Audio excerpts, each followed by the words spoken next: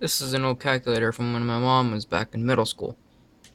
This is cool because it's got an old tube instead of a LCD screen.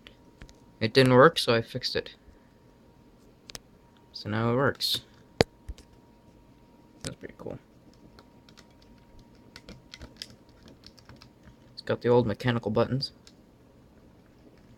One of the capacitors was blown, so I replaced that. And cleaned the contacts and etc.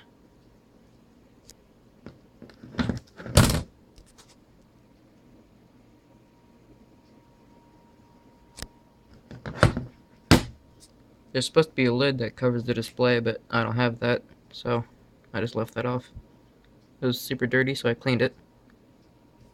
So now it looks mediocre again.